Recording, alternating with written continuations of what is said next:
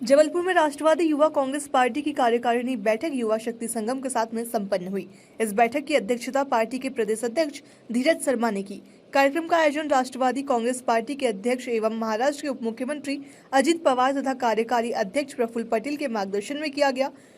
बैठक में संगठनात्मक गतिविधियों की समीक्षा, अब तक किए गए कार्यों का मूल्यांकन और आगामी राजनीति पर विस्तार से चर्चा की गई। साथ ही शिक्षित युवाओं को संगठन से जोड़ने, जनसंपर्क अभियान को गति देने और राज्य स्तर पर पार्टी की स्थिति को मजबूत करने पर भी विशेष बल दिया गया।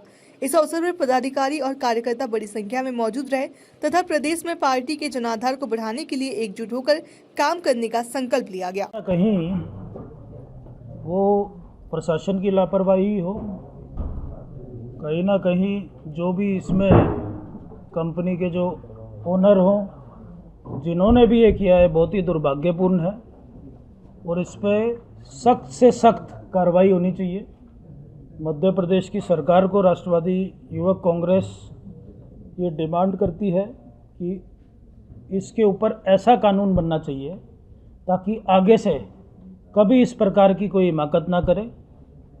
इस प्रकार की ये जो अडल्ट्रेशन है, और आप लोगों को मैं बता देना चाहता हूँ कि महाराष्ट्र की सरकार सबसे पहले उन्होंने तुरंत की तुरंत जैसे ही ये हादसा सामने आया, जैसे ही इंसिडेंट सामने आया, हमारे मुख्यमंत्री देवेंद्र फडणवीस साहब ने तुरंत की तुरंत इसके ऊपर सख्त कदम उठाते हुए इसको महाराष्ट्र में बैन किया। कई जगह पे छापा मार के इस दवाई को जब्त करने का काम किया।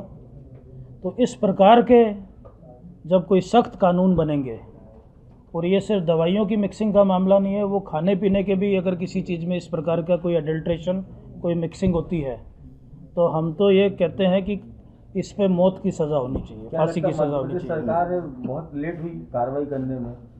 देखिए, कहीं ना कहीं जब 20 जानें चली गई है, तो आज 20 लोगों की जान जाना कोई छोटी बात नहीं है, और इसके ऊपर सब लोगों को ये सबक लेना चाहिए कि आने वाले समय में कोई इस प्रकार का कोई हादसा नहीं होना चाहिए।